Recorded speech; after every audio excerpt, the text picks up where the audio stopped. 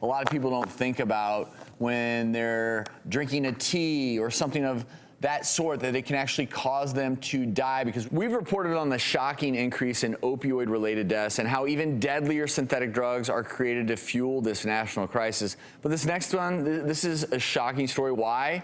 Because of its simplicity. A college student overdosed on a homemade recipe of poppy tea.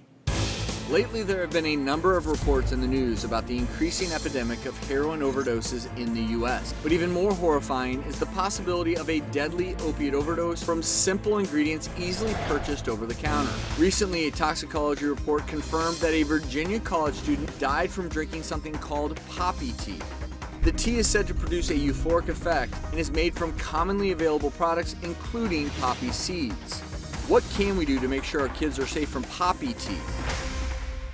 So, have you guys heard of poppy tea? I hadn't heard about it. I know that heroin comes from poppy plants, yeah. poppy seeds, that they're concentrated. And in this case, I guess he concentrated this tea to the extent that it really was just packed. Yeah, with, so we know that opiates. morphine and codeine and all these opioids come from poppies. But this is an interesting thing because the seeds you buy in the grocery store and you put in your muffins, this is actually a contamination that the way the pods are harvested, some of the pollen gets onto these seeds.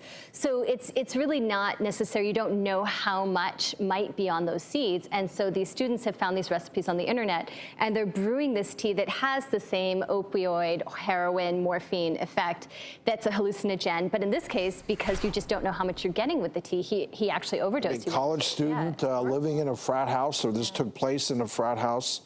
Such a shame. Yeah, it's awful. Well, and it also gets back to whether it's an herbal tea, anything over the counter, you have to be aware that the differences in concentration can be through the roof. We also know that although herbs can be wonderful for you, you don't always know what you're getting. So I just would say be cautious. You have no clue how much you're actually Exactly. taking as far as a dosage. Just sort of like edibles with marijuana. You don't. No idea. You have no idea how much, and boy, you can get in trouble quickly. And remember, it can depress your ability to breathe. So the way people die from this is that it decreases your drive to breathe, and people also vomit, and then they aspirate and choke on the vomit, and so that's what they And it's also a cautionary tale because a lot of times people will give the excuse of, oh, it's fine for me, it's natural, or it comes from a plant.